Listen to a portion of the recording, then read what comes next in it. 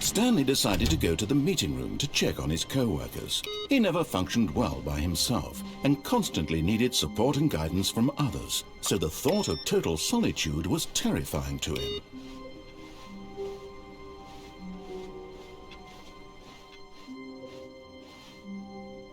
Oh, new content? What does that mean, new content?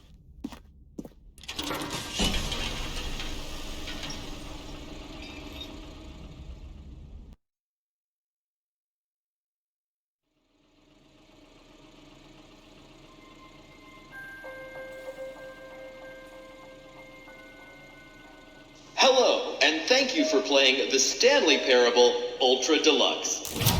As you may know, the Stanley Parable was a video game released in 2013 on home computers. After receiving critical and commercial success, it was expanded upon in 2022 with the Stanley Parable Ultra Deluxe, a reimagining of the game for consoles and home computers. The Stanley Parable Ultra Deluxe features exciting new content that broadens and expands the world of the Stanley Parable, delighting audiences the world over. Please step inside and see what thrilling new adventures await in the Stanley Parable Ultra Deluxe. Oh, well, this sounds delightful. I'm very excited to see the thrilling new Ultra Deluxe content.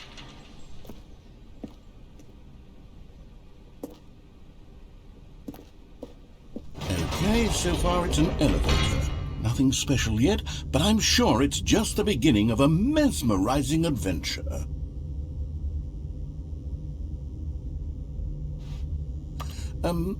Is it broken? What's going on here? Should we be moving somewhere or... Oh, there we go. All right, finally, at long last, it's on to the new content. I've never been more ready. Let's do it.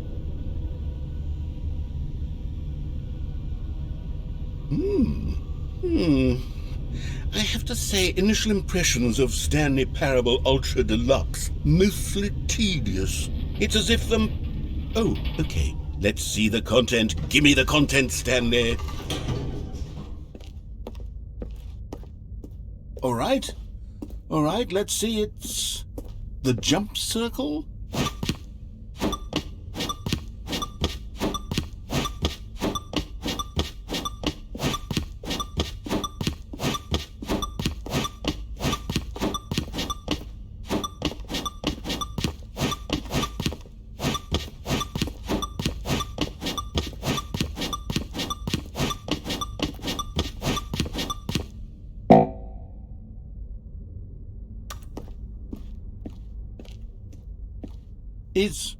Is that it? Surely that's not all the new content. There has to be something else, right?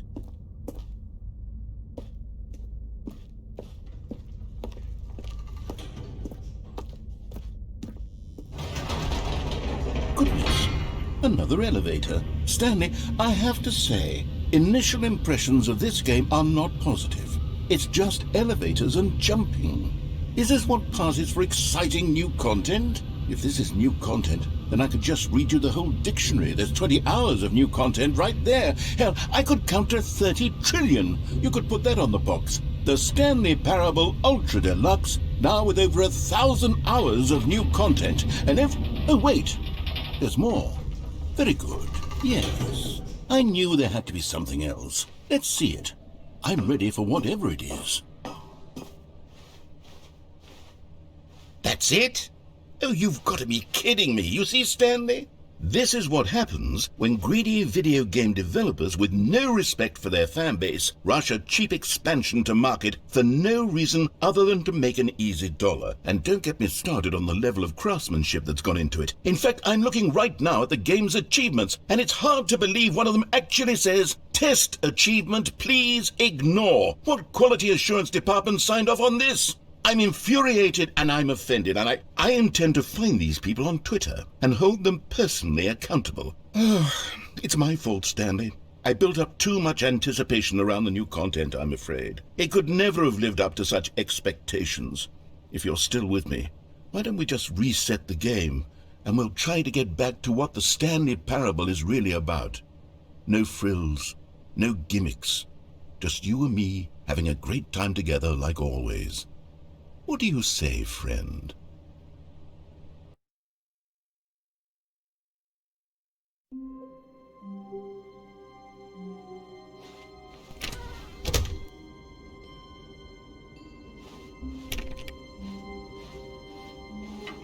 Psst! Stanley! Come over here! In the vent! I want to show you something!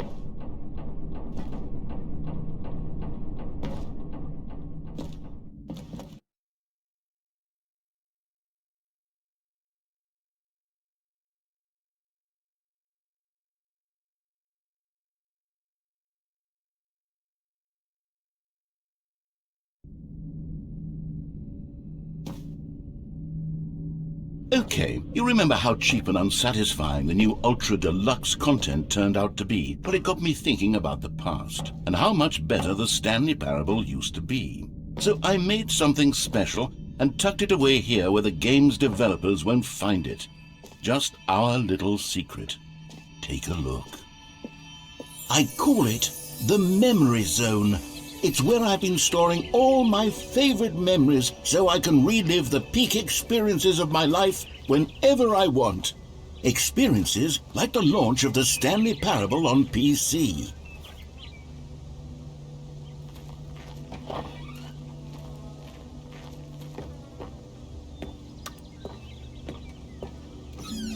You see, Stanley, doesn't the Memory Zone remind you of how wonderful Stanley Parable was before it was sullied with a cheap re-release? Remember back in October of 2013, when the game originally launched? Back then, video games had integrity. Back then, it all meant something. Oh, the waste.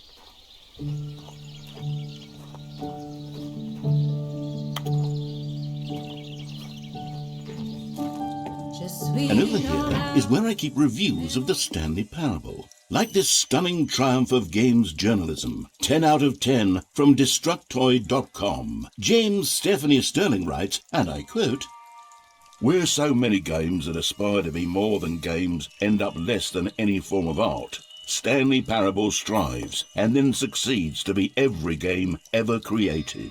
Did you hear that, Stanley? Every game ever created. That's how grand and all-encompassing the original Stanley Parable was.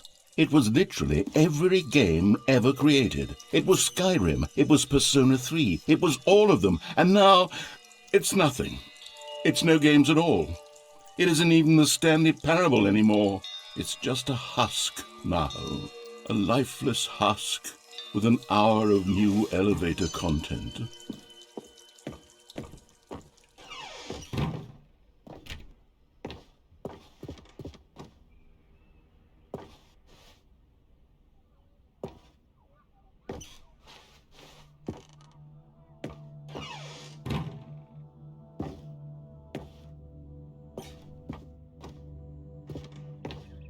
Here's another moving passage, this time from GameSpot.com. The Stanley Parable is both a richly stimulating commentary on the nature of choice in games and one that offers some of the most enjoyable, surprising, and rewarding choices I've ever been confronted with in a game. 9 out of 10. Don't you get it, Stanley? The game was perfect. It didn't need anything else. It didn't need new content. It just needed to be left alone, to spend the rest of time collecting dust in the hallowed hall of beloved video game memories.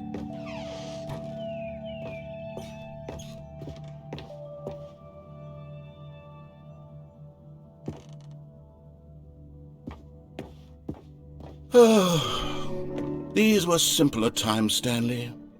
What I wouldn't give to go back, to have it all over again. Wait, hang on. I don't recall this part of the memory zone before. What's this? What's down here?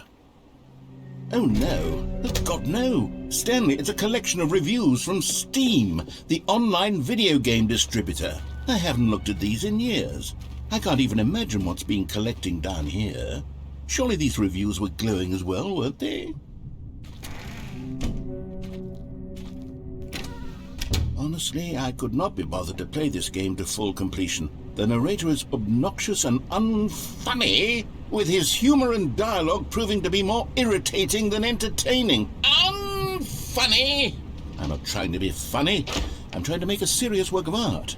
I suppose I could write up a handful of gags to insert into the Stanley parable, but the game is already such a densely layered web of profound philosophical insights that I can't even imagine where I'd have the room to stick them.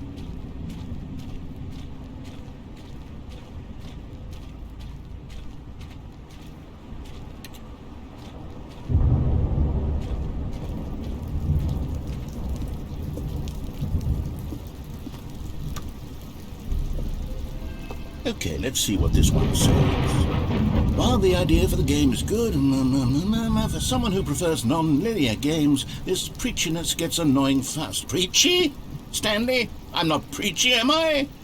You can tell me if I'm preachy. Honestly, you can. Oh, goodness. This is actually quite shocking for me. Well, to be honest, I had always thought of the game's dialogue as being rather terse to begin with. You can't know how much fluff I cut from the game to get it to feel as light and airy as it... Well, I always thought it did, but maybe it wasn't. Oh dear, what an awful memory to have to hold on to. These black marks are my otherwise unimpeachable track record. I feel like a failure, like I let these people down. Perhaps the Stanley parable isn't quite as sterling as I always remembered.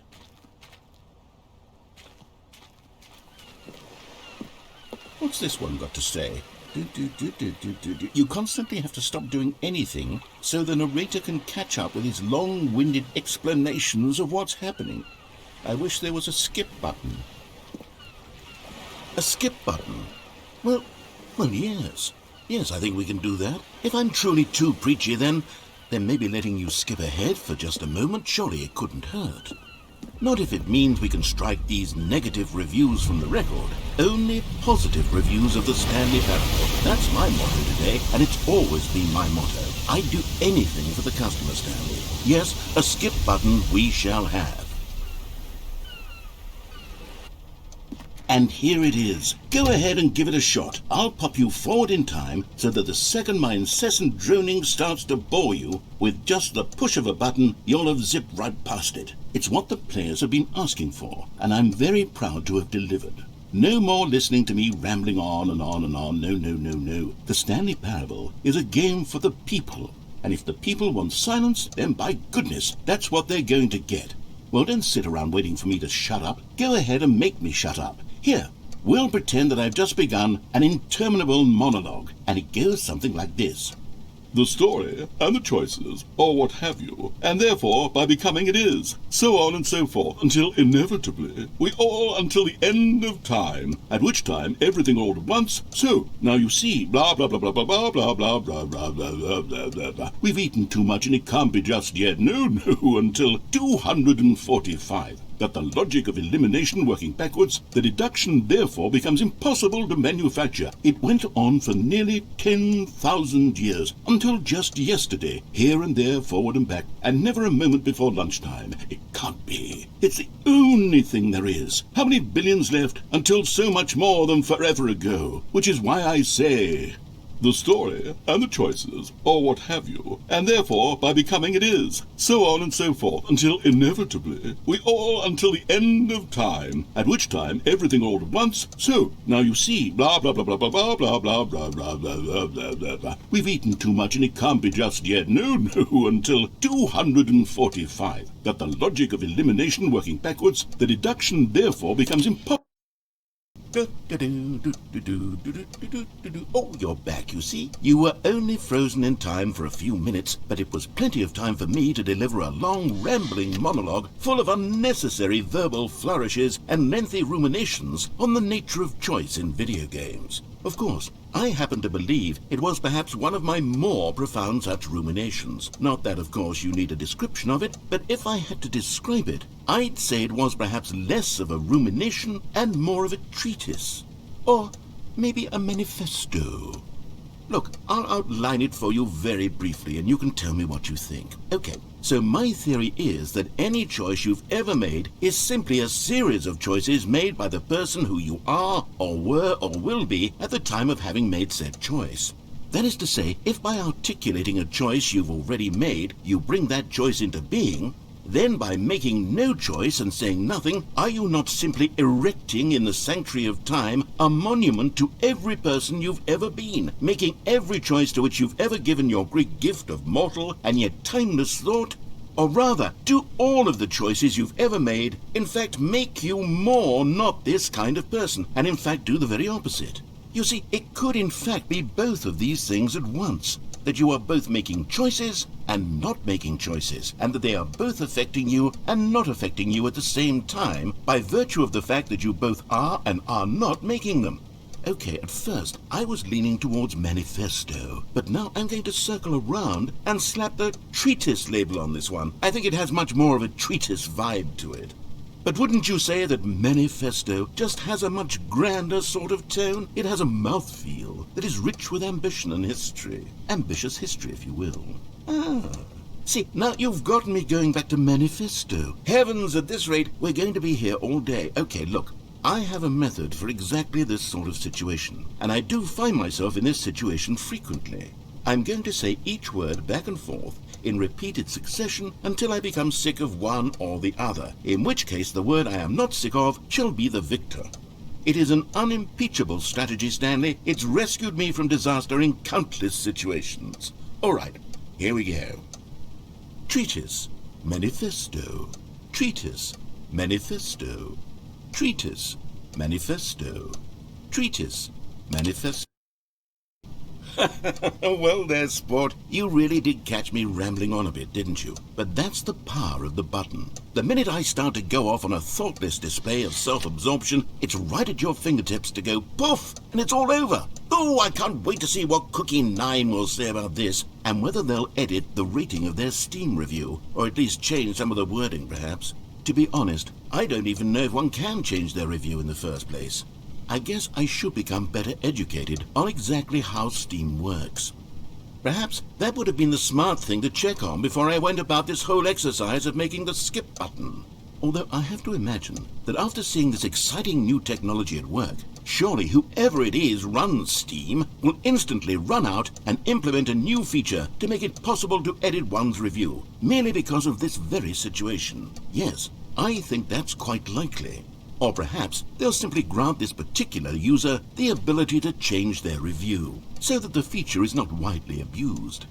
Look, I would even be okay with Steam altering this particular review so that it reads as something more beneficial, something along the lines of, "This game is the best game." Let me start over. How about this? From the ashes of depravity rises the phoenix of quality. How else to describe the Stanley Parable Ultra Deluxe? Such a revolutionary step forward in the lineage of one of the most beloved video game properties of all time. The additions and changes made to this expansion will surely resonate in the annals of the history of all media ever made.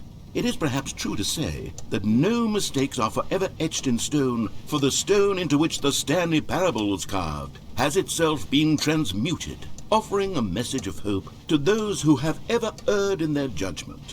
You are not beyond redemption. You may change, and you may become more, so much more than you were before. If there is any message to be taken from the Stanley Parable Ultra Deluxe, it is this. What a fortune, a privilege, a joy it is to have had such an experience. It leaves me hopeful that as a community, as a world, there is time for us to become our greatest selves, as great as we ever could dream of in our wildest, most ambitious visions for a brighter future. Wow. Now, Stanley, that's a review. It's perfect. It's the perfect review. It's the review I've always dreamed of receiving. I have to read it again. It's simply too wonderful. I have to experience this just one more time. From the ashes of depravity rises the phoenix of quality. Okay, welcome back, Stanley. Now, I should say that the amount of time the button has been skipping through is becoming longer and longer. That last one was, well, I want to say maybe 30, 45 minutes. It's not unendurable by any means, but there's really only so much I can ramble on to myself about. I know, it's shocking, isn't it? But at any rate, I do suggest that we not press the button again. I think the skip button has been aptly demonstrated, and we can say goodbye to it and just... Wait, how do we get out of here? Where did the door go? Wasn't there a door that led into this room? I do feel quite certain that there was one here before. How else would we have gotten into the room in the first place? I don't think one can enter a room without a door of some sort, or a window or something like that. Do you see a window anywhere? A porthole? A sufficiently large crack in the wall? I'll take any of these. All I want is for us to move on and to please step away from the skip button, to go anywhere other than the skip button. There was a door here before, wasn't there? I swear there was. Where did it go? Can you maybe just ram your way through a wall? Is there any possibility that you could, say, slam your body into the wall until enough damage is done for you to be able to leave? Please, I'll take any option at all. I'm asking you to work with me here. We need a door. We need a door of some kind. I can work with any kind of door, as long as it can open and lead from one room to another. I'm going to step away for just a moment, and I'm going to try to find us a door. I don't know how exactly to remove a door and place it in a different wall, but I will find a way, I promise. You just need to not do anything. Don't press the skip button. Please, please, please do not press the skip button. Just wait here for me, and don't press the skip button. Got it? Yes, good. I'll be right back.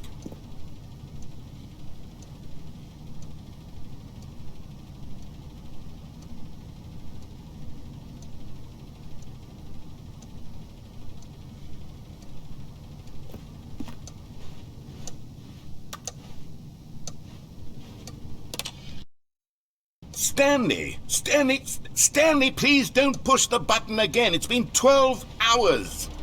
You've just been frozen there. I don't know why the skips are getting longer, but they're really, truly getting longer, and my God, there's no way out of the room. Stanley, the door is gone. It's completely gone. I've looked at it from every angle. I've checked every one of those walls 1,000 times. And there's no door, Stanley. There's no door. There's just you and the button, and if you keep pressing it, I have no idea what will happen. I have no idea how long I'll be made to sit here. And more than anything else, I don't know how to stop you from pressing the button again. I can't control anything in this room, Stanley. I can't touch it. And I have to believe, I have to know that sooner or later, no matter how much I plead with you, you're going to press the button again. Why would you? I've been thinking, and I don't know what I can do to convince you otherwise. Oh, my God. And it's all because of those reviews that I couldn't get out of my head. I just couldn't ignore the negative feedback. Why was it so important for me to fix the problem? Why did Cookie Nine's opinion matter so much to me? I've never even met Cookie Nine. I have no idea who they are. What would it ever really matter? But here I am. I'm fixating on every tiny negative thing that anyone ever says about me. The merest mention of one of my imperfections, and I become as impetulant as a child. Wild and impulsive. I can't help myself. I can't stop myself from lashing out with a vengeful fury to alter and to change and to break anything unbroken, if only it pleases this one person who made a single negative comment. What does such an impulse serve? For whose benefit is this? And here I am now, stuck in a room, waiting for you to press this button, and to become frozen in time, knowing that you're going to do it, and that I'm going to be stuck all alone, and that I had the power to prevent it all from happening, if only I'd held my tongue. It's all out of my control now. Just you. Just your decision as to exactly when you're going to make me suffer, to leave me all alone. Surely you will. I don't doubt it. Surely you'll press that button again, leaving me here. And surely you'll put your own desire to see what's next ahead of my need for company, for companionship. Surely you'll not be moved by my howls of fitful anxiety that you sit with me and just stay here. Oh, no, I know you too well. You'll be leaving me again. Oh, my God. And it's all because of those reviews that I couldn't get out of my head. I just couldn't ignore the negative feedback. Why was it so important for me to... Oh, Stanley, you're back. You're back. Oh, my goodness. I have someone to talk to again. Stanley, I think it's been a week. Or 2 weeks. I've been sitting here all that time. Just sitting here. Not a single person to speak with. And you'd think that that's just how it's always been, right? Me talking and you saying nothing.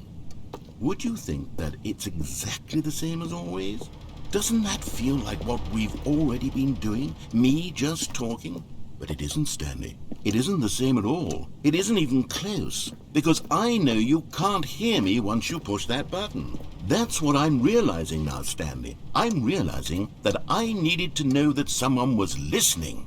I needed there to be a vessel through which my words were moving. It was the vessel I needed, Stanley, not the outcomes, not the story. None of that matters anymore. I'll give it all up. I'll give up every branching path. I'll burn my story to the ground. One single thing I need, and God, I can see now that I need it more than anything, is to know that someone else is taking it in. These words that I'm saying, I need to know you can hear me. Because maybe, Stanley, maybe, if you can hear me, then maybe it means I'm real.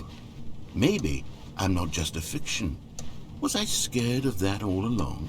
Perhaps, yes. Perhaps I've been scared this whole time, that if I stop speaking, I'll slip backwards into the silence and be consumed by it. I can't be taken by it, Stanley.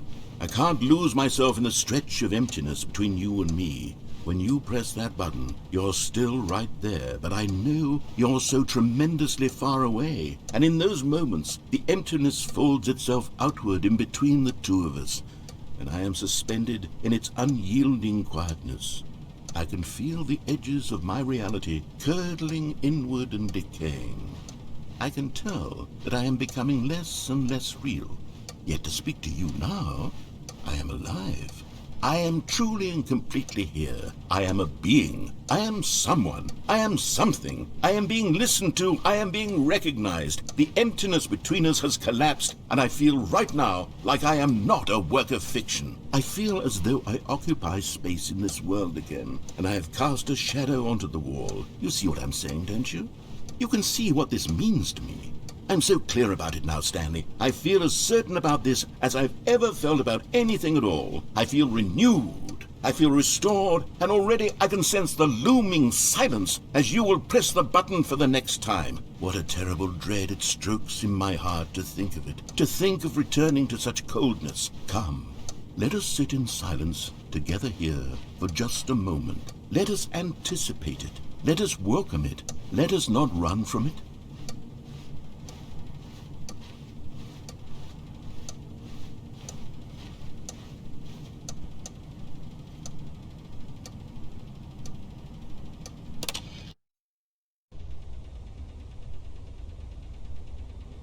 Oh, hello, it's you. You're here again. Welcome. I have had time to think about you and about us and about everything we've been through. I've had so much time, I stopped keeping track after a year. Have you ever sat down in one place and not moved for one entire year? Let me describe it for you. To begin with, there is only regret.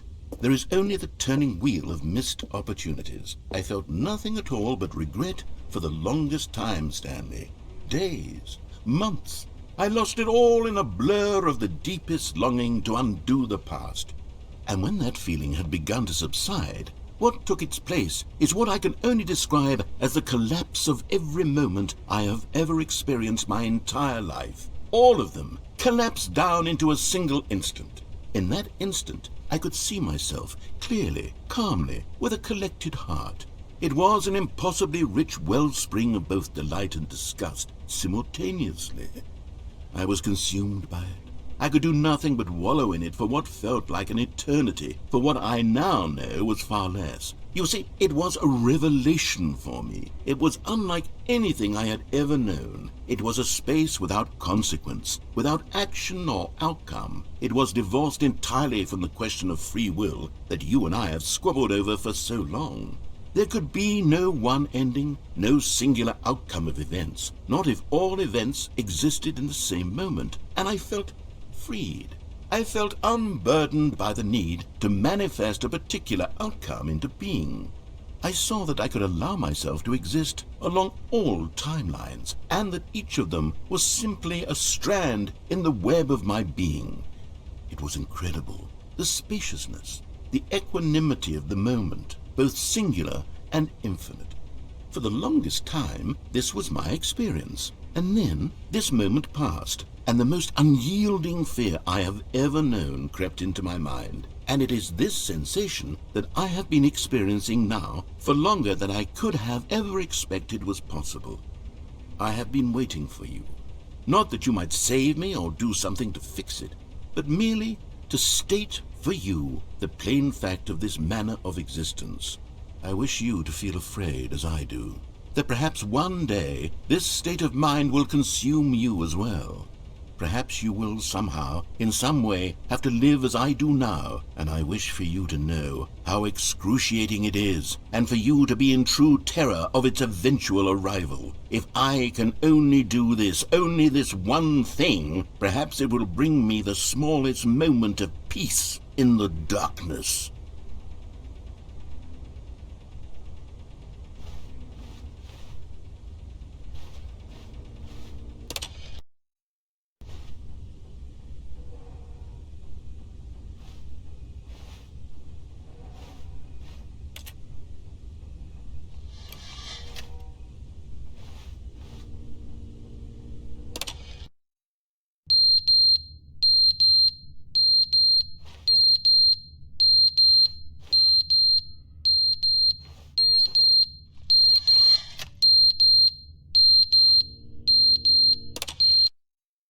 But they didn't understand the game was never meant to be funny. It was meant to have a point. It was meant to speak to the human condition. But where are the jokes? Where are the jokes? They bemoaned, they screamed, they gnashed their teeth and said, "Entertain us." It wasn't enough. They had to leave a pathetic little thumbs-down review and make all of their pitiful demands. But then, "He's talking too much," they said. First, he didn't entertain us, now he won't shut up. It's the inconsistency, it's the lack of accountability, it's the unwillingness to examine with an uncompromising heart the words that they are speaking into the world. As though there were no consequences for a lack of cohesion in one's assessment of others. But of course, absolutely anyone can leave a review. So here's what we get. We get these demands that seek everything and are accountable to nothing. We get a world where someone will say, "Oh, there should be a skip button. You should be able to freeze Stanley in place while the narrator sits there forever and ever. We want all of this in the new Stanley parable. We demand it." And then, because it was said, because it was spoken, now it simply has to happen. The most immediate desires, every single thing demanded by every person at every moment in time. If someone wants it, then it's a crime not to bring it into being. Have we been given to indulging every fleeting whim for no reason other than to do so? Yes! Yes! It seems that this is now the world we live in. It seems that we are a people living in such bleakness and discomfort with ourselves that our entertainment is now our lives. It has come to represent us. It absolutely must speak to who we are as people, because otherwise, without our entertainment, we have nothing. Without entertainment, we would have to face inward toward the cruel bleakness inside ourselves. We would turn to look at our deeper nature and find a resounding emptiness gazing back with unyielding aggression. And so because of this, we require that our amusements and our playthings and our flights of fancy be so impossibly captivating that they consume all of our attention, turn our heads completely away from the bleakness. In effect, we have demanded that our entertainment be the collapse of ourselves. What a pitiful reflection of humanity these entertainments are. What a shameful mirror to the human spirit they project. I'm not mad. I'm not mad about any of this. I'm at peace with it. I am the calm center of gravity around which these perversions hurl themselves. I am a waypoint for reasonable and collected discourse. They're the ones who are mad. They're the ones who couldn't stand the idea of me using my game to try to say something. Maybe they were just jealous of me. Yes, of course. They've been jealous of me this whole time. They are mired in fear and insecurity and cannot help but attempt to tear me down. What a sad state of affairs. When you read these reviews now, you can see it. You can taste the bitter resentment. And my, how good does it feel now to speak truth to these words, to finally allow these thoughts out, contained and managed for so long, neutered and sterilized. At last I am free to truly think, to feel. It must be that they were so discontent with themselves they couldn't help but leave a negative review on Steam. Perhaps it says far more about them than it ever said about me. Perhaps the state of their psychological being was in such tatters, and my constitution and willpower are so ironclad in comparison. Perhaps it was this state that they sought some outlet through which to tear me down. This, you can see, is clearly why they felt the need to expect that the game be funny, that it be filled with yucks and whimsical humor, that it amuse them endlessly from start to finish. But they didn't understand the game was never meant to be funny. It was meant to have a point. It was meant to speak to the human condition. But where are the jokes? Where are the jokes? They bemoaned, they screamed, they gnashed their teeth and said, "Entertain us." It wasn't enough. They had to leave a pathetic little thumbs-down review.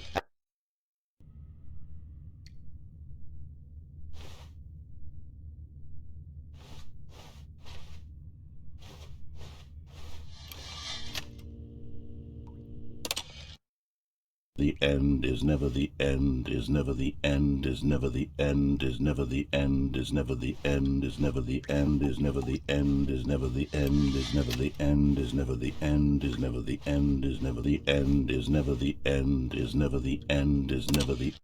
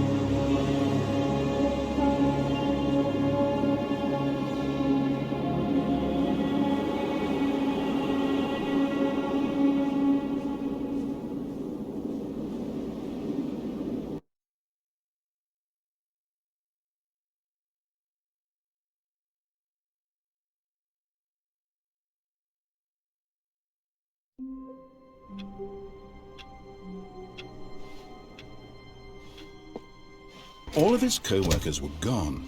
What could it mean? Stanley decided to go to the meeting room. Perhaps he had simply missed a memo.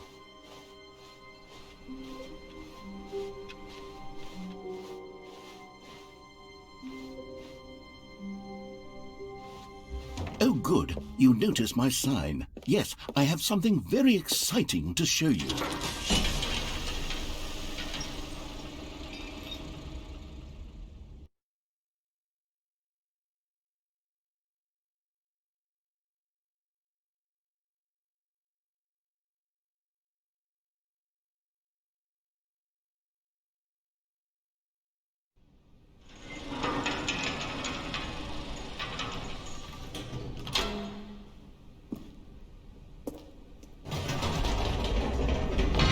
You see, Stanley, I've been reflecting on the Stanley parable and about how roundly disappointing this ultra deluxe version has turned out to be. The original Stanley parable was a landmark, and any new content for it should live up to that legacy. So forget this ultra deluxe nonsense. I say we take it one step even further. Which is why I'm very proud to announce for the first time ever, the Stanley Parable 2.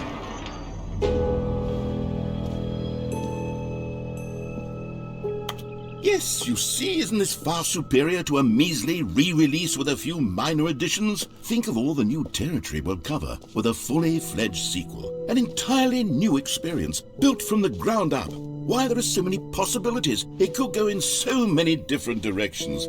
This is what fans have truly been asking for.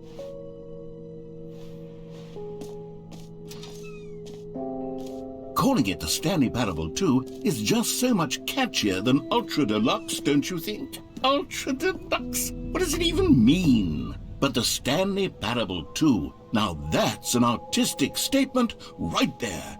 It's future-oriented. It screams progress and innovation and long-term franchising potential.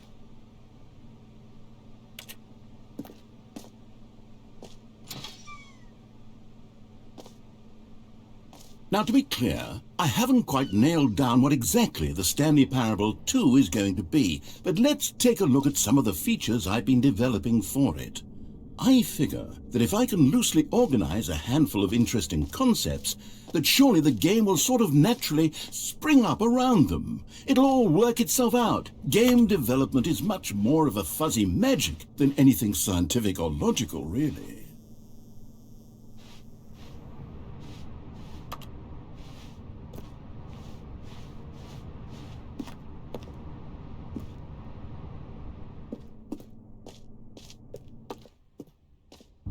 Here we are. Go on, try out some of the new features.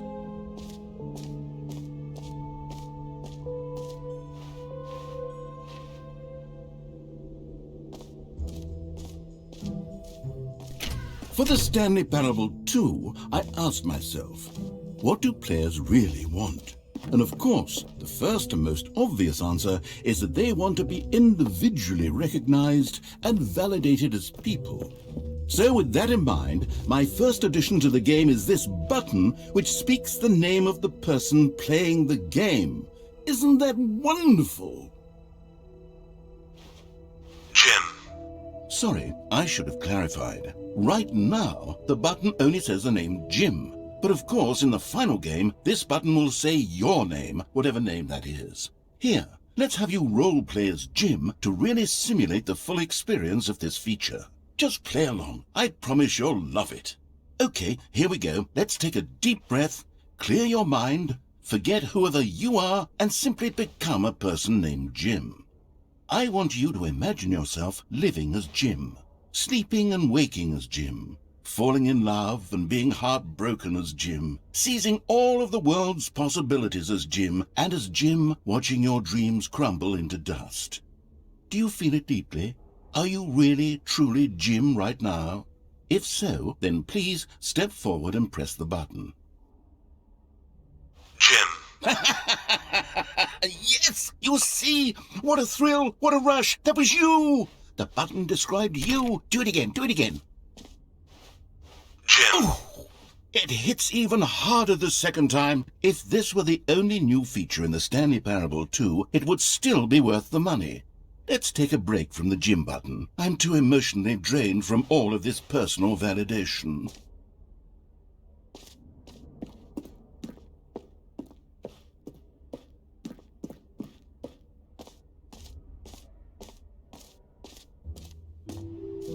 I suppose I could allow only people named Jim to play the Stanley Parable too. That would actually save me the work of finishing this feature. An epilogue would be fun, wouldn't it, Stanley? Yes, it would go at the end of the, well, we'll figure that out later.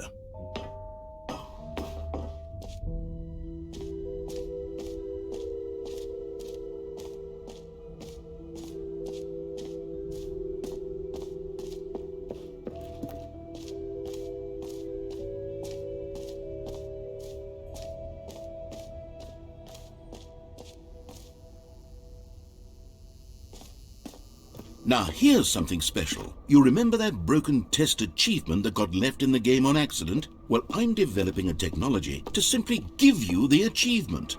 Yes, you see, you'll come to this lever, and when you pull it, the achievement will be given to you. It's as simple as that. Okay, perhaps I should have clarified. This is technology that will exist. Right now, the achievement is still fully broken. I'm not a wizard, Stanley, but I guarantee it will be fixed in the sequel to at last satisfy the hordes of ravenous fans all over the world who have been uproariously demanding this feature. Gamers, we hear you, and I promise it will happen.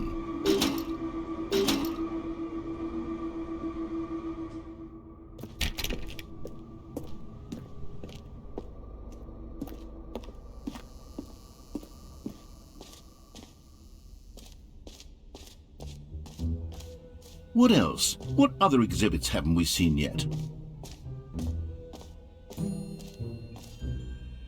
You know what? Let's bring the jump circle back for Stanley Parable 2 as well. It's... Oh, wait. You already spent all your jumps the first time we saw the jump circle? Oh well. I suppose it can just be a nice decorative piece then.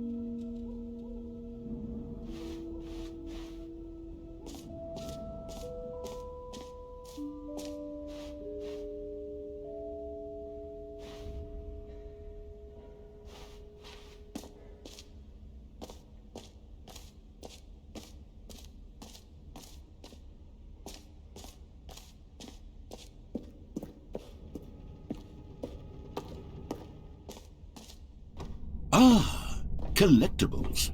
Now it's a real video game. In the Stanley Parable 2, you'll run around gathering up these miniature Stanley figurines. And what's truly innovative is that there will be no reward for collecting all of them. I don't want to stifle the intrinsic joy of watching a number go up. You simply collect all of them, and then you move the hell on with your unremarkable life.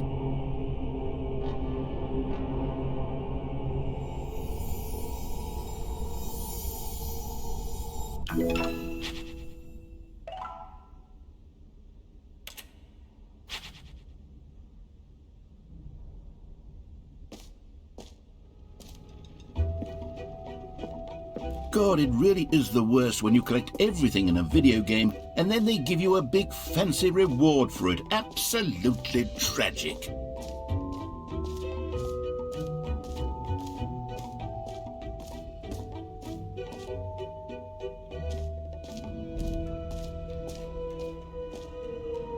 Okay, I'll be honest, I haven't yet decided on this one.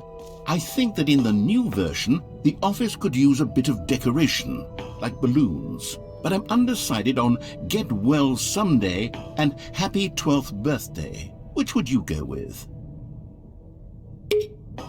You know, sometimes when you solicit another person's opinion, it makes you realize that you knew which one you actually really wanted all along. Happy 12th birthday, step-niece, it is.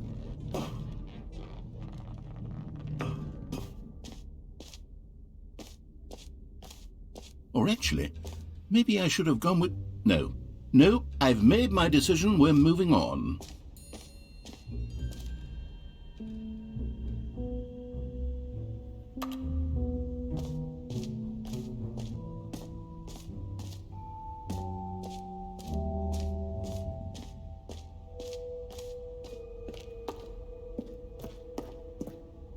A common complaint of the Stanley parable was that it was confusing and paradoxical, that it engendered a chaotic sense of reckless despair in those who played it. Well, I'm happy to say that after much consideration, I've engineered a clever solution to this fundamental problem with the game.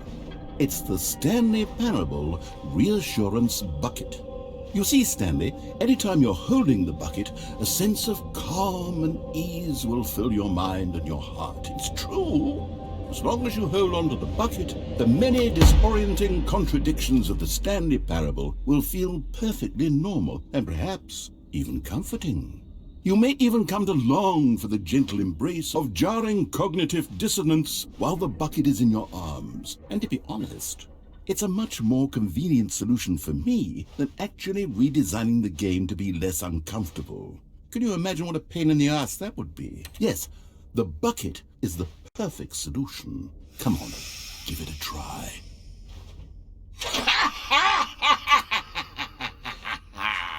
Can you feel it? The glow of comfort, even in the face of crushing despair, must already be sweeping through your body. And in fact, can I say that I do believe the bucket lends you an air of charisma as well? I think that just holding it has made you the slightest bit more attractive as a person. The benefits of the bucket seem to go on and on, don't they? All this and more await you in the Stanley Parable too.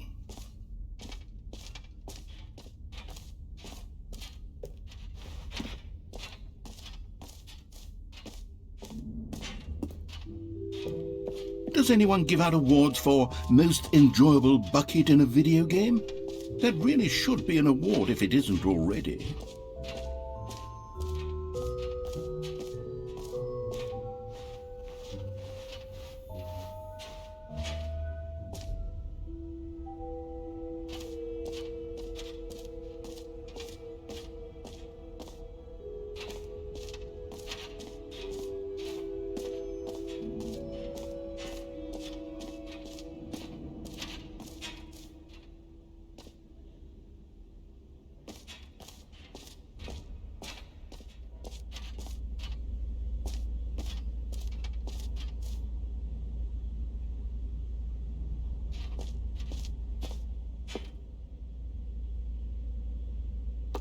Stanley, here's an idea that I'm truly fond of. It's never been done before in a video game. This is, in fact, a hole that you can fall down forever. That's right. Infinite falling. You can fall until the end of time, if you like. A stunning leap forward for video games as a medium.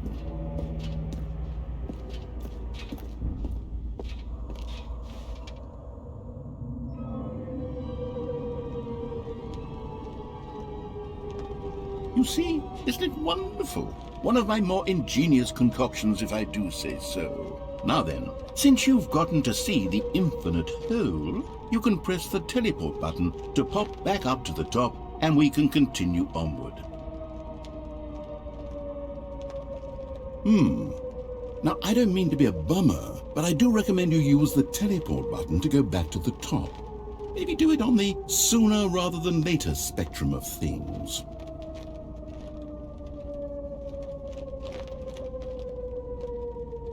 Okay, Stanley, I don't know quite how to say this tactfully, but it's possible that I slightly exaggerated the infinite nature of the hole. Is it a very, very deep hole? To be certain it is. It's an extremely deep hole. I don't want anyone to say that it isn't an astonishingly deep hole. It is. Is it infinite? Well, that sort of depends on your definition of infinity. From one perspective, the infinite is merely philosophical in nature. It's more of a... Okay, well, good for you. You found the bottom of the hole. You found me out, Stanley. I'm a liar and a cheat, and you're so clever. Look, I think the issue here is just that you're unusually fascinated by falling. What normal person actually wants to fall infinitely? I figured the hole was as deep as anyone would actually need. Don't you put this on me. Maybe you're the problem. Look, things got a little heated there. I think we both said some things we didn't mean. Why don't we just put all this behind us and agree to just call the hole mostly infinite? If that works for you, then go ahead and press the teleport button to warp up to the top of the hole and we can move on. I'll just be up here when you're ready.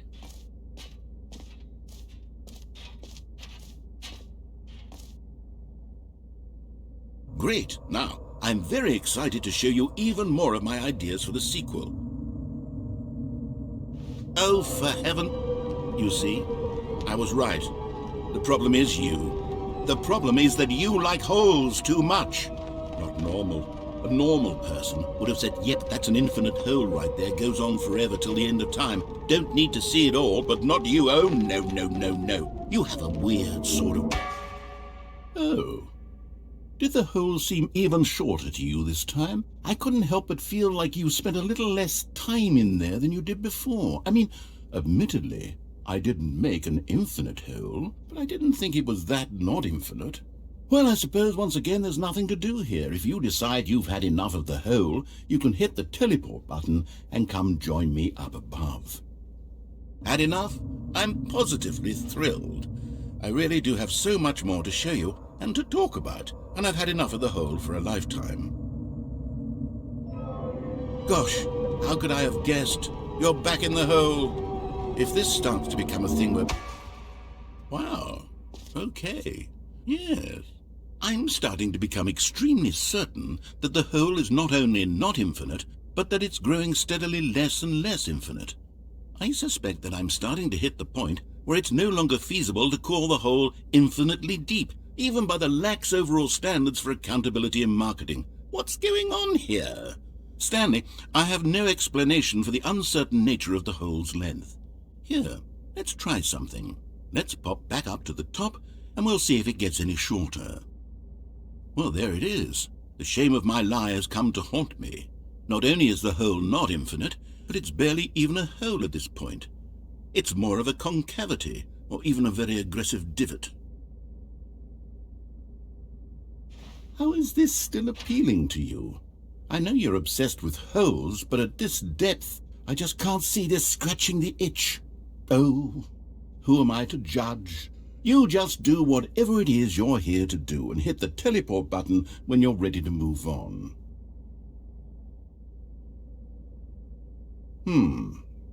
Is the, teleport button not working? You sure? Well, I mean, I really don't have an explanation. It was working just a moment ago. Try it again. Still nothing? Well, I suppose there is one thing I can do to fix this. I'm out. Goodbye, Stanley. You couldn't bear to be away from the hole, and now you'll get more time with it than you could ever have asked for. It's a win for everyone. You get to be with the hole, I get to do literally anything else. Take care, Stanley. I hope you and the hole have a wonderful rest of eternity together.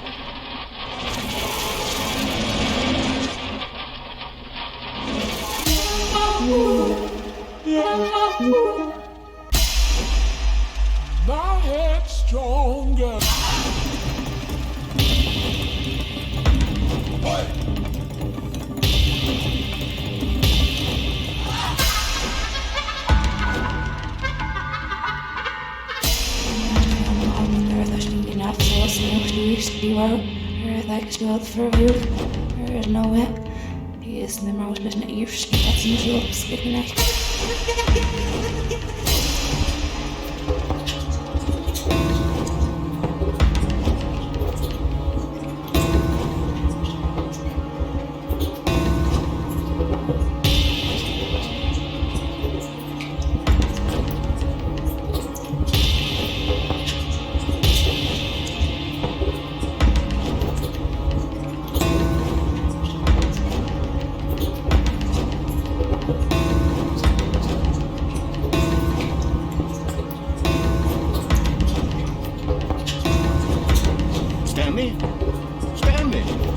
Stanley! Oh, good, you're awake. It seems you had sort of dozed off there, drifting away into dreamland. But we can't have that, Stanley, because this hole is just so darn fascinating that I want you to be wide awake for every second of it. You don't want to miss a single moment. So how about if I just pop in from time to time and wake you up to keep you really, truly focused on the hole? From the looks of things, you and I will have many, many years here in this hole, and I'm looking forward to all of them. Stay alert, Stanley. I'll be back. Toodlepip.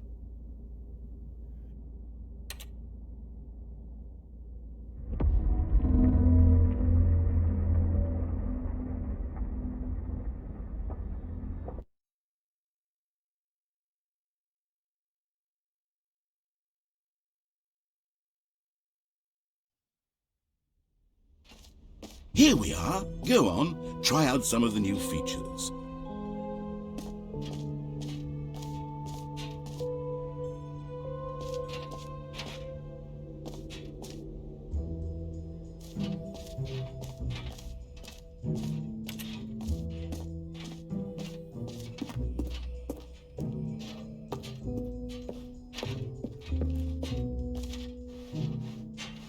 Whoa there, cowboy. Sometimes a person can be too much, Jim.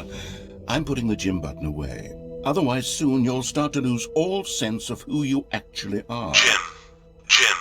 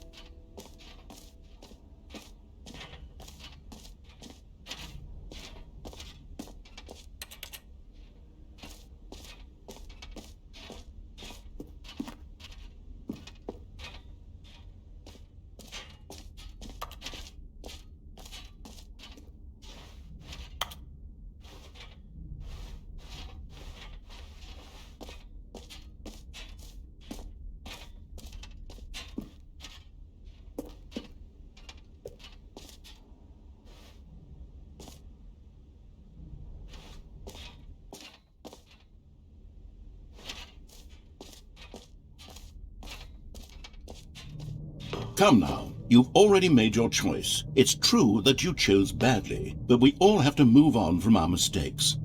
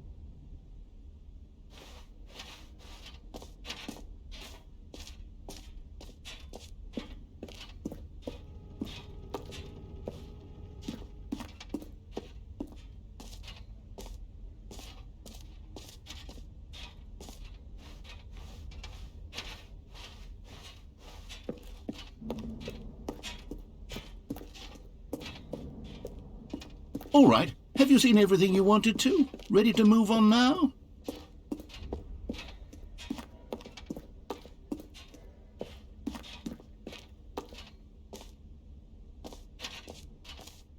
So, Stanley, what do you think? Do you like all of the new features? Yes, I know it's not exactly clear yet how exactly these features will come together as one single coherent video game, but I can feel it in my soul. It's going to work. There's definitely a good game in there somewhere. Say, let's do an experiment. I'll arrange these new features together, and we'll see whether or not it coheres into a meaningful gameplay experience. Okay, are you ready? Here it is. I give you the Stanley Parable 2.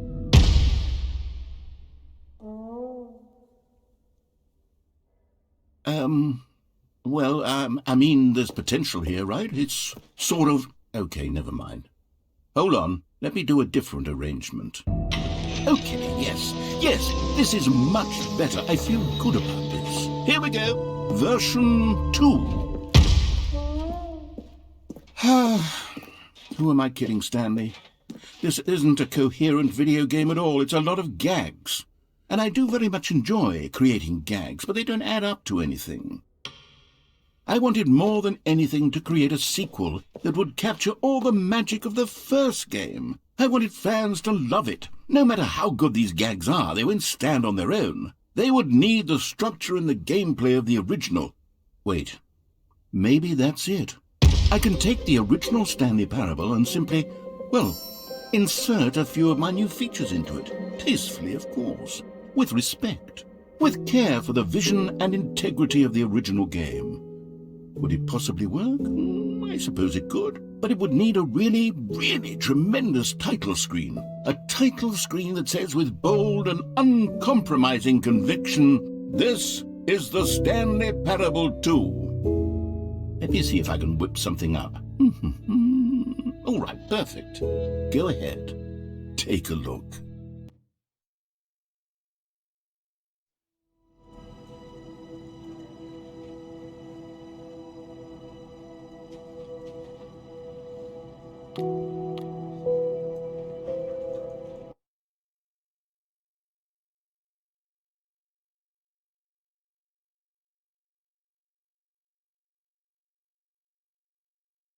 This is the story of a man named Stanley.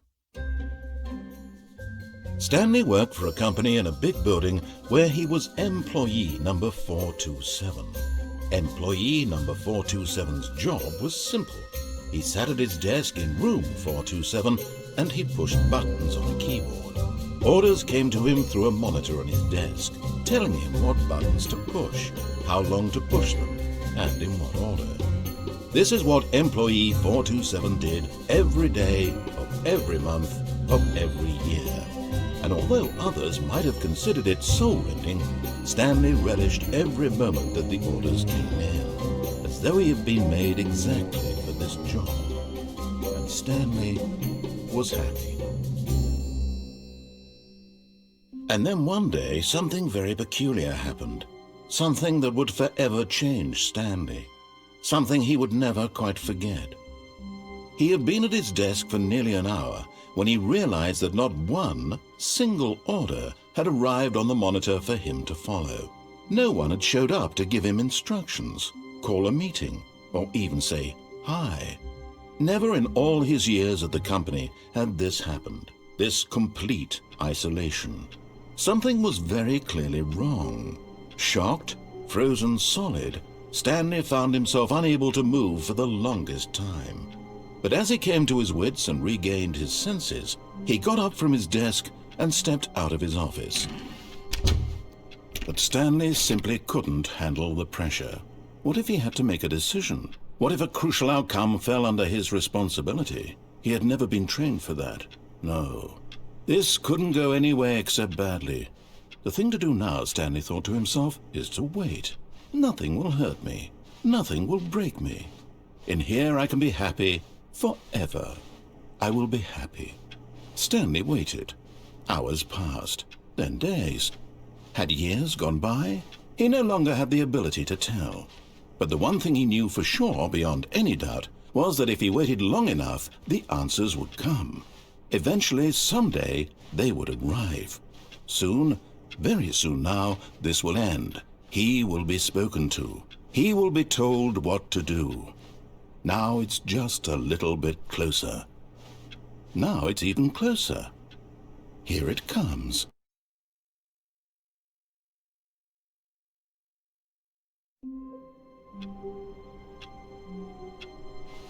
All of his co-workers were gone. What could it mean? Stanley decided to go to the meeting. Stanley picked up the bucket.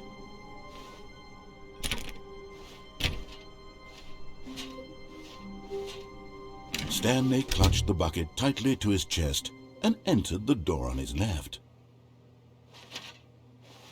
This was not the correct way to the meeting room, but Stanley had felt the bucket calling to him, telling him that the employee lounge was simply the place to be. And here it was. Had the bucket turned out to be correct? Was this better than the meeting room? Yes, Stanley thought to himself. Yes, perhaps it truly was. How insightful the bucket turned out to be.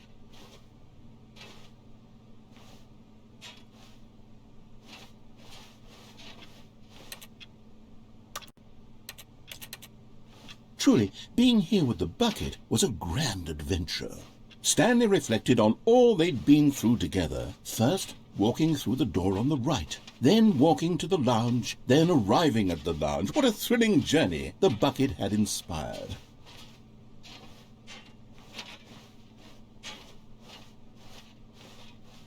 Perhaps this was where the bucket felt most truly at home, here in the employee lounge. Perhaps it's the only place a bucket can even feel at home.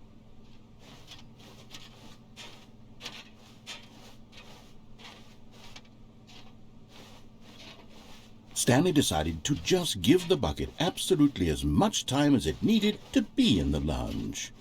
Clearly, the bucket and the employee lounge shared a special connection.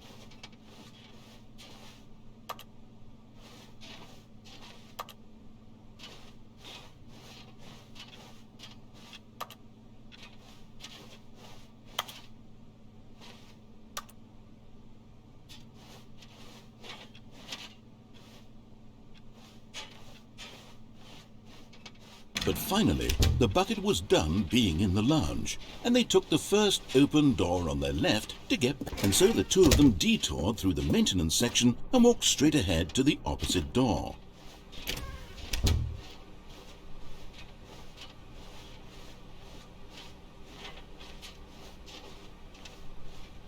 still no one was here. Stanley needed the bucket's warmth and comfort now more than ever. Perhaps his boss's office was where he'd find answers. Oh, Stanley, can you feel it? The broom closet. It wants the bucket. You can feel that, can't you? The aura of jealousy. It's as clear as day. This broom closet believes it deserves the bucket.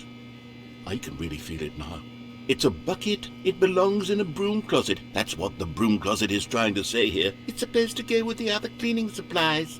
Good for you, Stanley. Don't give in. Don't hand over the bucket.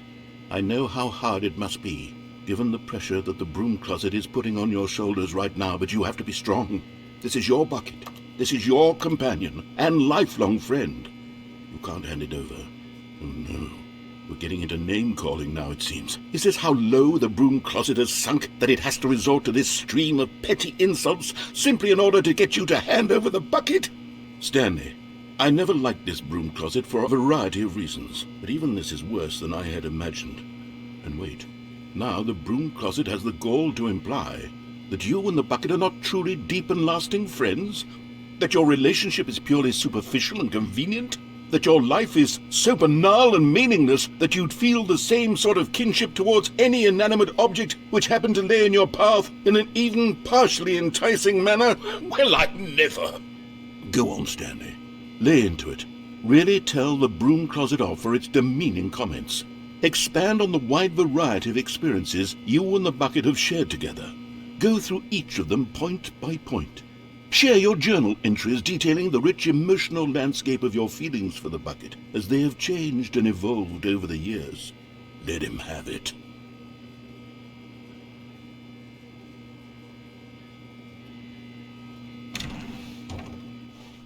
Okay, I've got you something which I think will help settle this debate once and for all. Here we go. There. Now it's settled. No more debate, no more discussion.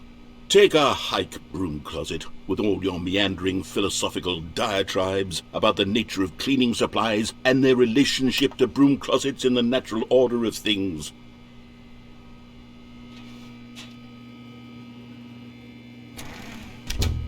All right, I've got a second sticker back here, and I'm going to slap it on as well because I think it's appropriate. You see, I feel that it works because the sticker is also a bucket. That way, if you're ever unsure whether the thing you're holding is a bucket or not, you can look down at this sticker and say to yourself, ah, it's a bucket. There really is a wide variety of applications for this sticker.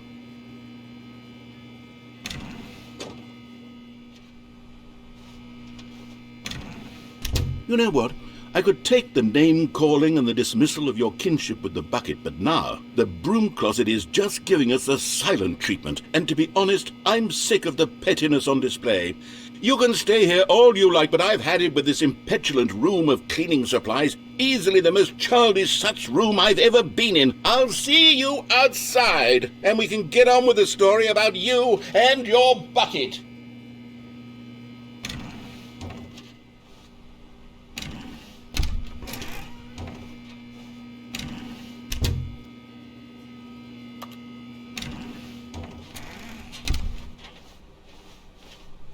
Coming to a staircase, Stanley and the bucket walked upstairs to the boss's office.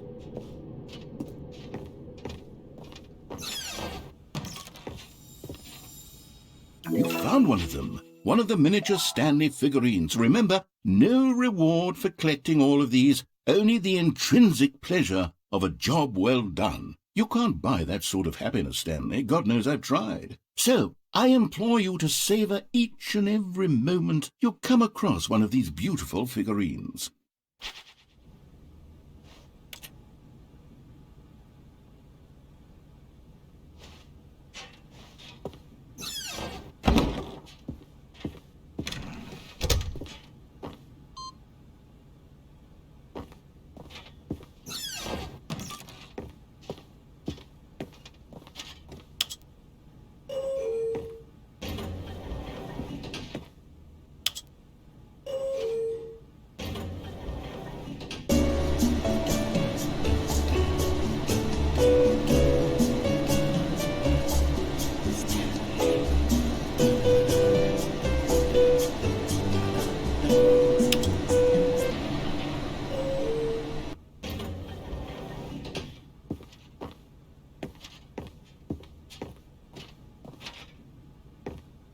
Stepping into his manager's office, Stanley was once again stunned to discover not an indication of any human life.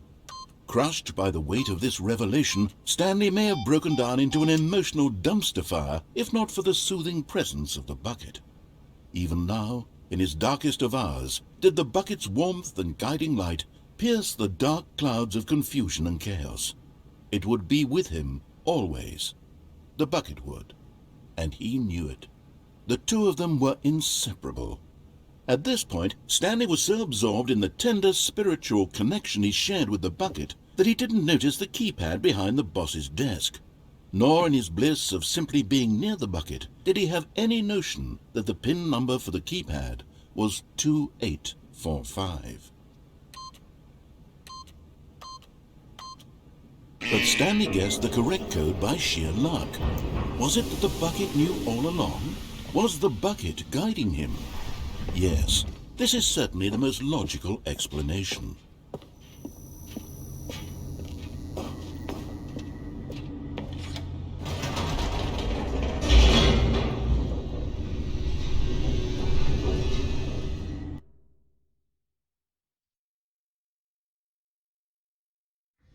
The elevator raced downward, plummeting towards an unknown fate.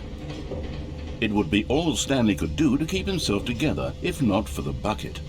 Soothing him, comforting him, reassuring that in this darkest moment of uncertainty, he would be all right. The bucket is here for you, Stanley.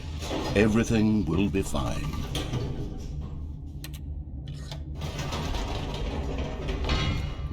Wait, Stanley said to the bucket. Can we go back up? When I was pressing those keypad buttons, there was something very intriguing about the number 3. I want to go back so I can try pressing the number 3 again. The bucket said nothing.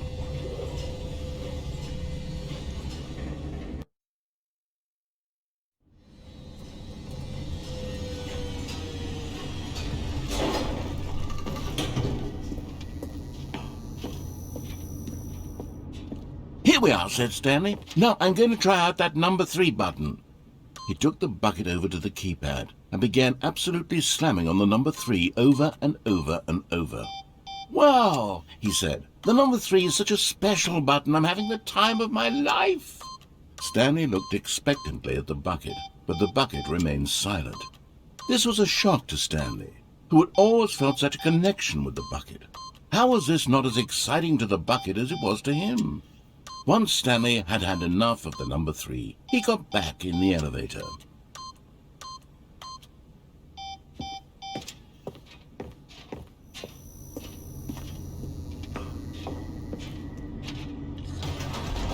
Perhaps the bucket had missed something. Perhaps it had not seen how much joy Stanley got from slamming the number 3 repeatedly.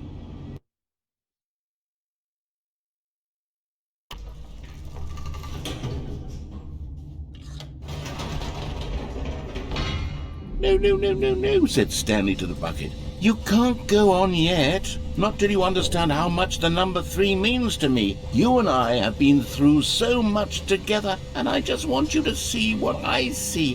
Feel the happiness I feel. He smiled at the bucket, and the bucket said nothing.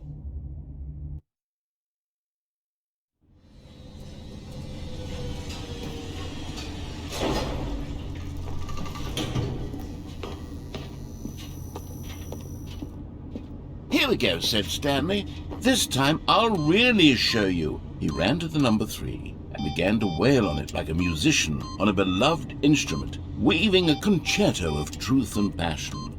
He wielded the number 3 like a fine artist would wield a paintbrush. He told stories through the number 3, stories of his dreams and hopes and fears. And the whole time, he looked to his bucket for a reaction of some kind. Anything to let him know that the bucket appreciated what he was doing. The bucket conveyed absolutely nothing at all, only silence. Crushed by a wave of dejection, Stanley returned to the elevator.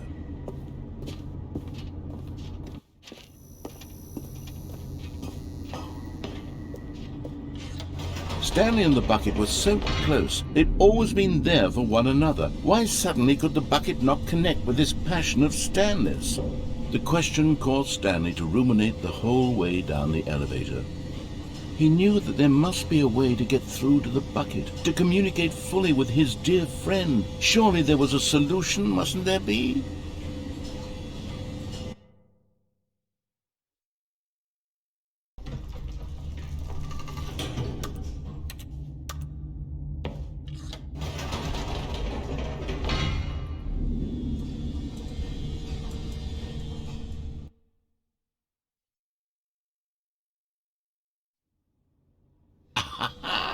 Said Stanley. I know what to do. I know how to fully express this feeling in my heart.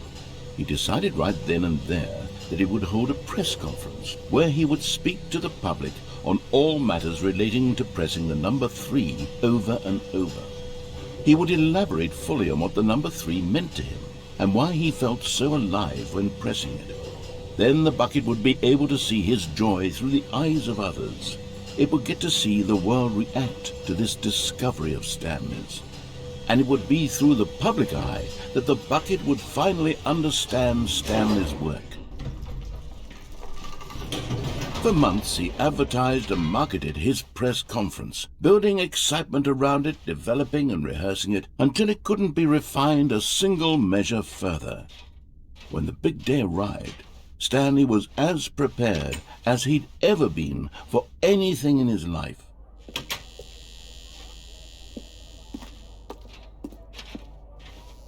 This was it. One last chance to win the bucket over. One opportunity to share a true connection with a loved one. There was no one here. Nobody had come to the press conference to hear Stanley speak, to listen to him talk about what it really means to press the number 3 on a keypad over and over. He was unloved, uninteresting, he was a failure, and in that moment Stanley knew that the bucket would never again take him seriously. There would be no connection, no deeper understanding. The bucket merely sat there in his arms, indifferent. And so it began that slowly, over many years, the two of them grew more and more distant. They spoke less and less, neither wishing to state the obvious, that any sense of real respect between them had eroded since that day at the press conference. There would be no more games, no more long conversations about passion and pursuit, only a silence that consumed the space between friends. And Stanley, having for once in his life discovered the warmth and comfort of true companionship, was cast back into the unremarkable normalcy of loneliness.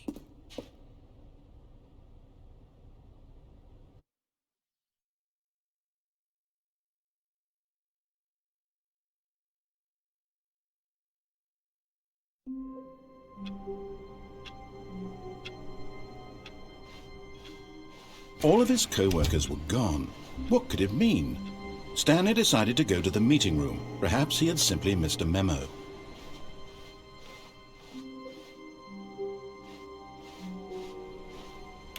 Stanley lifted the bucket into his arms, and a wave of comfort rushed over him. Stanley clutched the bucket tightly to his... This was not the correct way to the meeting room. But Stanley had felt the bucket calling to him, telling him that the employee lounge was simply the place to be. And here it was. Had the bucket turned out to be correct? No, never mind. The bucket was wrong. Stanley took the door on his left to go back to the meeting room. No, said the bucket. don't go to the meeting room. Go somewhere else. The cargo lift, yes. Good, said the bucket. Now ride the lift all the way to the top. There's something up there I need you to do. Stanley did not question why or how this bucket was speaking to him. It should have alarmed him, of course, because buckets can't talk. But Stanley chose not to think about this obvious fact. He was firmly convinced that the bucket had spoken to him, and he unthinkingly did whatever the bucket asked.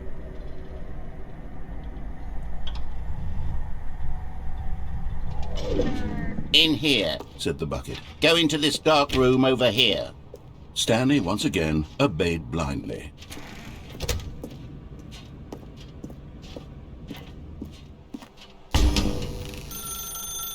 Now pick up the phone, said the bucket. pick up the phone, and it will take us back home, where we can go about life together.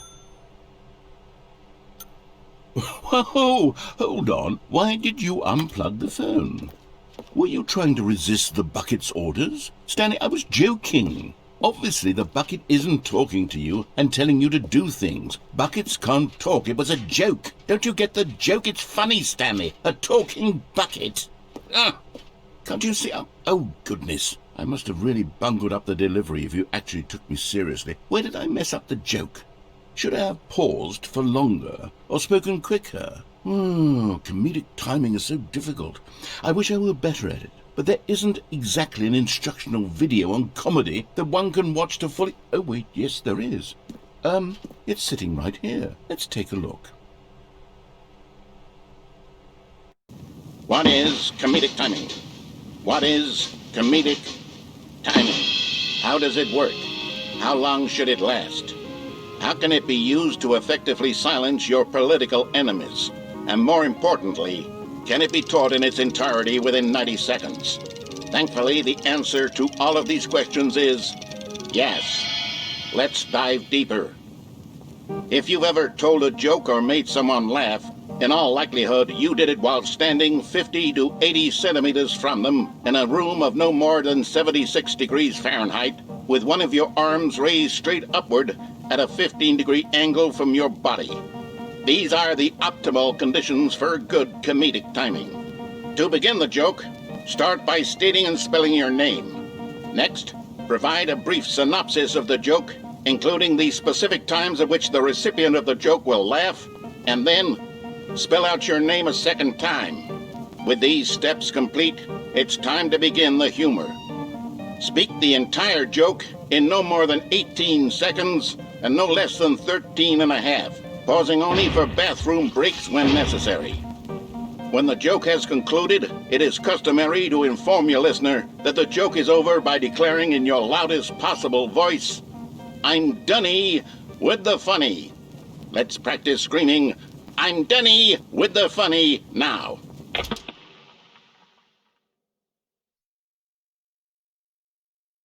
Good. This saying is a perfect example of expectations management, which is the cornerstone of good comedy. Finally, it's time to hand out surveys. Collecting hard data from your audience on how rapt they were throughout the joke is the only way to grow or learn as a comedian. An effective survey should be no less than 10 pages long and should include the same question reprinted several times, just to ensure the survey taker is actually paying attention and not simply filling in answers at random. And that's all there is. With these strategies at your disposal, you'll have audiences doubled over in laughter and even tripled over in laughter in no time at all. Just remember to let them stop laughing at some point, you gut-busting little scamp. After all, we're each of us needed on the front lines of the war to fight the 12-legged invader who threaten our very existence and who very likely die in a hailstorm of bullets and mandibles. All of us must be prepared to give our lives to this noble cause, just as our children must do after us, and their children after them. Godspeed, and may Earth reign supreme.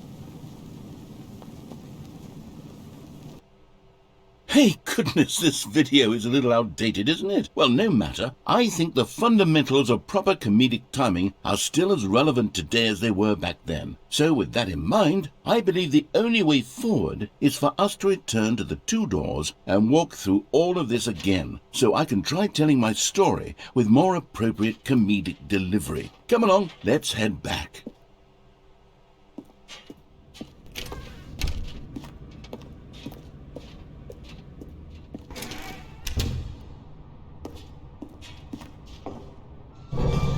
I can feel it. This time, I'm really going to nail the delivery. You'll be in stitches. A talking bucket, you'll say? How ridiculous. How absurd. What a hilarious concept. The king of comedy. That's what you'll call me. Thank goodness we had the instructional video. Otherwise, who knows where we'd be right now. Well, I wouldn't be the king of comedy, that's for sure. The bucket spoke to Stanley. The bucket spoke. The bucket spoke. Oh, I'll figure it out on the fly. No need to overthink things.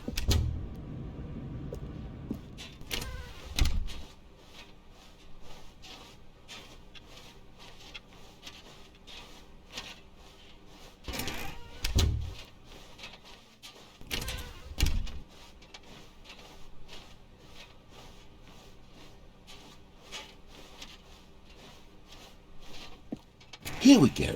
You ready? When Stanley and the bucket came to a set of 2 open doors, they entered the door on the left.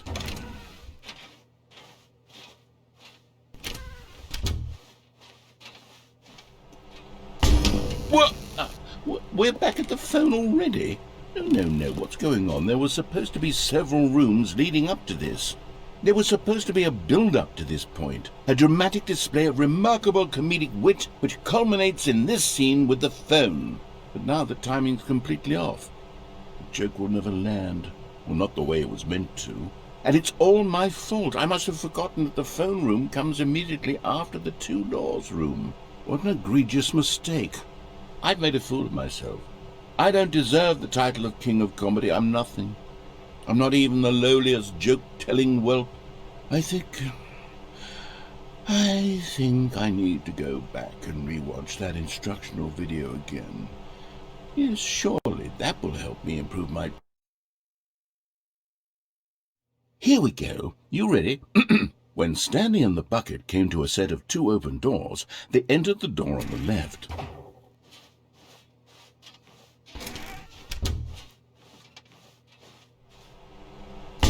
What? We're back at the phone already? No. Here we go. You ready? When Stanley and the bucket came to a set of 2 open doors, they entered the door on the left.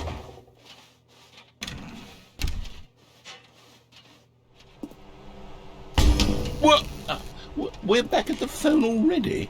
No. Here we go. You ready?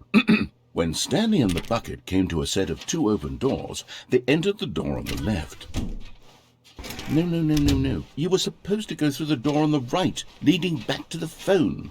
Did you not even look at the instructional video? I think this is all covered very clearly. There's no way I can make the comedic timing work now. It's done. The joke is completely done and over. It's all your fault, Stanley. I'm going to be ridiculed in the community of other joke writers. I'm going to be shamed at every one of our meetings from now on. All because you couldn't watch a simple video and take a hint. Are you proud of yourself for bringing me down, Stanley? Are you proud? Stanley, you love the bucket so much it's like you... it's as though all of your other most prized possessions pale in comparison. Yes. Well, let me try that again, Stanley. I heard that you are pale with shame over how unabashedly in love with a bucket you are. No? Still not? Is it the delivery? Pale with shame. Pale with shame? Pale... What's another word to describe a bucket? Stanley, this bucket is so metal. I think I saw it playing guitar. No. We're getting away from making fun of Stanley's obsession with the bucket, which was the whole point of this. I'm no good at these jokes. I need more instructional videos. That's exactly what it is. That's what will make me the king of comedy again. More instructional videos. Let's see.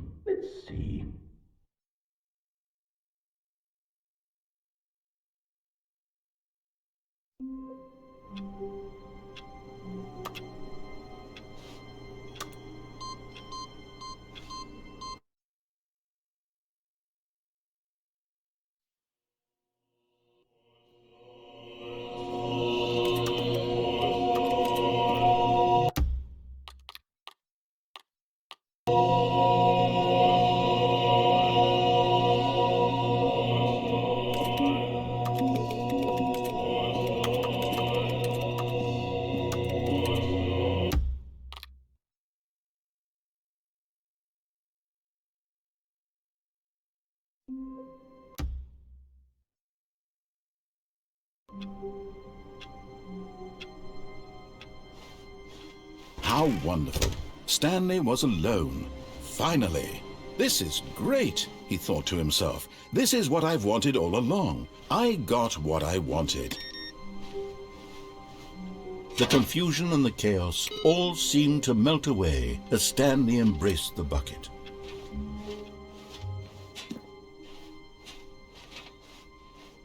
Stanley clutched the bucket tightly to his chest and entered the door on his left.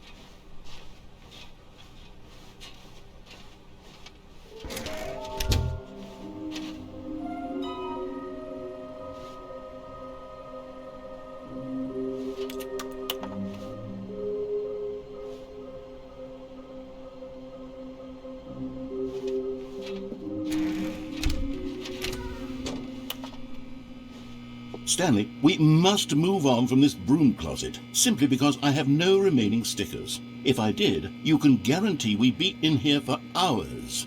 But alas, no stickers.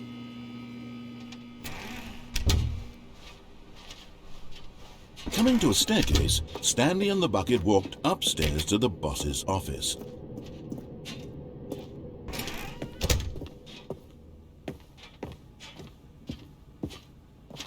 Stepping in...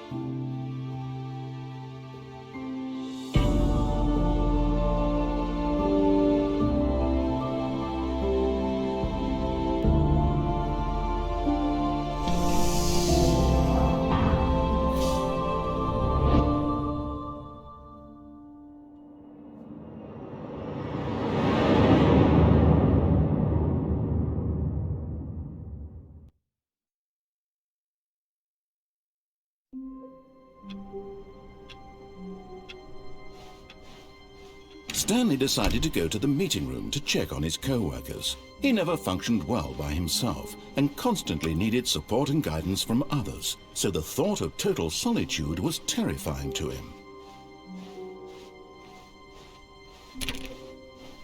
When Stanley came to a set of 2 open doors, he entered the door on his left. This was not the correct way to the meeting room, and Stanley knew it perfectly well. Perhaps he wanted to stop by the employee lounge first, just to admire it. It was okay. But eager to get back to business, Stanley took the first open door on his left. Stanley was so bad at following directions, it's incredible he wasn't fired years ago.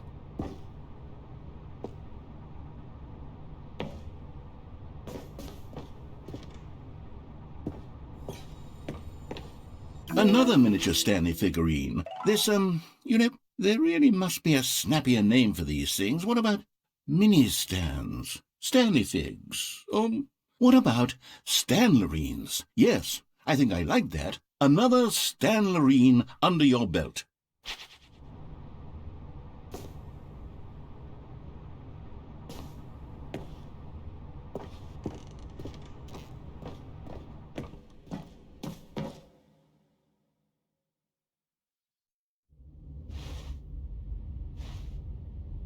Stanley had now gotten himself so far off the beaten path that it seemed the office had begun. So far off the beaten path that it seemed the office had begun. So far off the beaten path that it seemed the office had begun. So far off the beaten path that it seemed the office had begun. So far off the.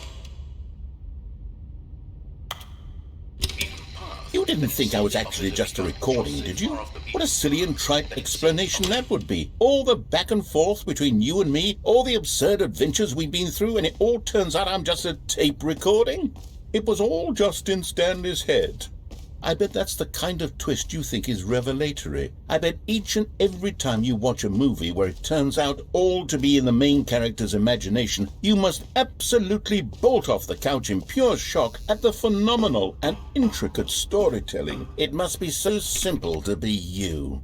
Life being an unending waterfall of surprises and delights. How much more exciting you must find the world than the rest of us do. Now I've become sad. Look what you've done to me. This is all your fault.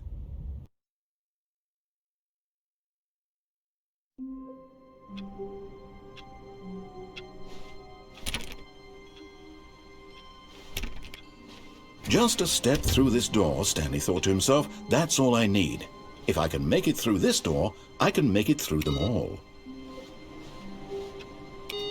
No matter how hard Stanley looked, he couldn't find a trace of his co-workers.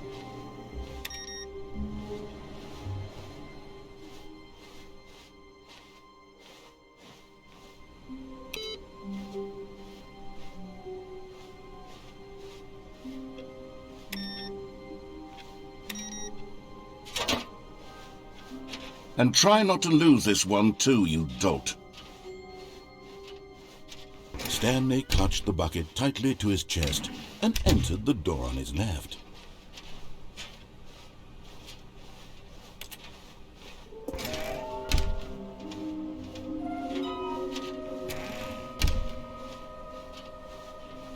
Coming to a staircase, Stanley and the bucket walked upstairs to the boss's office.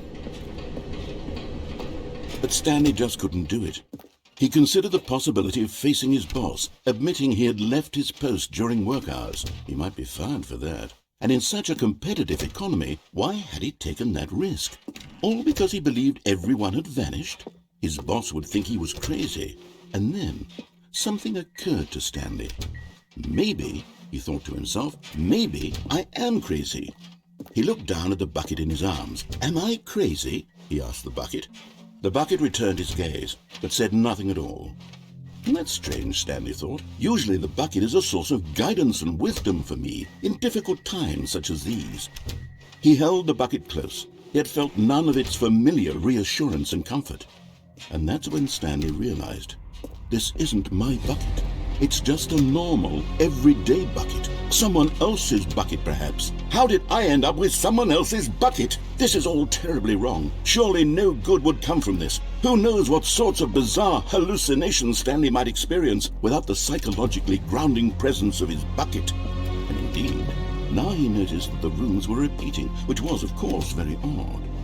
And now he felt himself floating off the ground. Oh, gracious, he exclaimed. Without my bucket, I've gone truly mad. Where is it? I must find it. Far off in the distance now, he heard it, calling to him. Stanley! Stanley, it's me, the bucket. Could it truly be? He rushed forward from room to room, passing by one bucket after the next. None of them were his. None of them were his special bucket. Come to me, Stanley. Find me. He had to find the bucket. He had to return to his old friend. It was the only way to truly restore his sanity. And then suddenly, he froze dead in his tracks.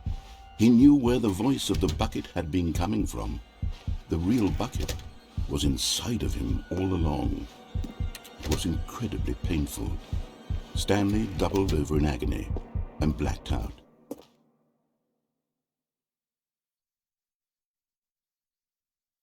This is the story of a woman named Mariella. Mariella woke up on a day like any other. She arose, got dressed, picked up her bucket of comfort and security, and walked to her place of work. But on this particular day, her walk was interrupted by the body of a man who had stumbled through town, talking and screaming to himself, and then collapsed dead on the sidewalk. Right away, she knew what the problem was. This man had no bucket. Of course he'd gone mad, ranting and raving about a narrator describing all of his actions and how everything is predetermined and free will is an illusion and it's all just a video game. It could all have been prevented if only he'd taken his bucket with him. Perhaps he didn't even realize he'd forgotten his bucket at home in the first place. How cruel the world can be, Mariella thought, and she hugged her own bucket even tighter. But of course, she had no time for this. There were a myriad of confusing problems she would soon have to confront at work, for which her bucket would provide absolute guidance and total clarity on everything. Heck yes, she thought to herself, my life kicks ass. And she backflipped all the way to work.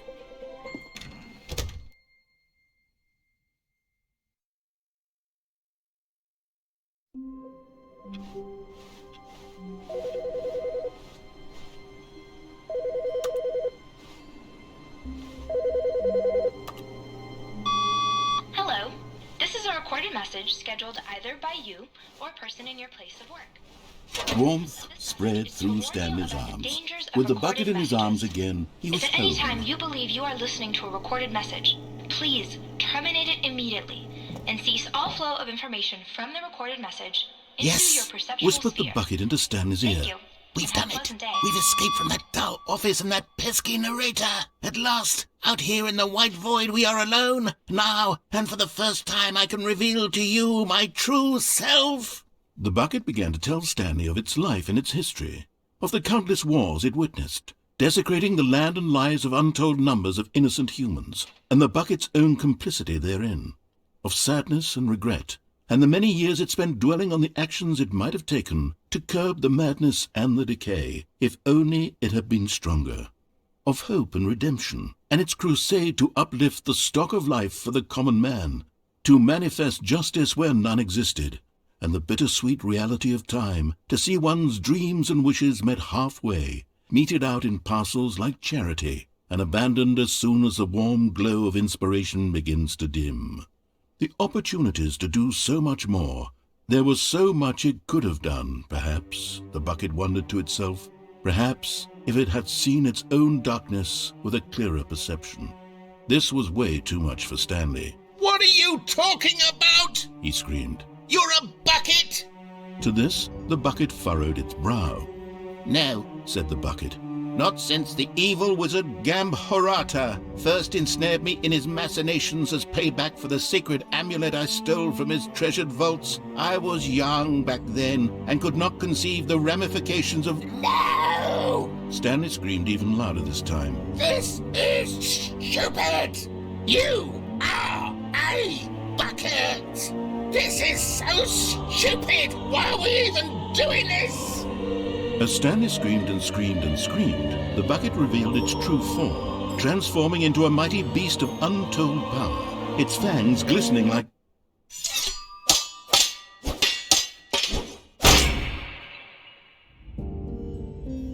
My God, Stanley, you did it. You saved us from the bucket. Thank God you already had all 12 emblems of sages and knew the incantations to summon their true power. Otherwise, we would have easily been overwhelmed by the bucket's power. I'm speechless. You've demonstrated such bravery here today. Come, let's restart the game, and we'll agree to never again go trifling with this bucket, nor the dark magic cast away inside of it.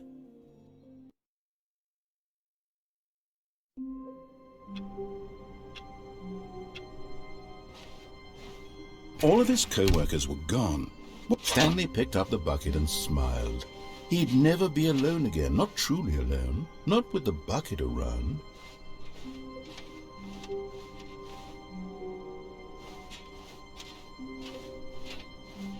Stanley clutched the bucket tightly to his chest. This was not the correct way to the meeting room, but Stanley had felt the bucket calling to him, telling him that the employee lounge was simply the place to be.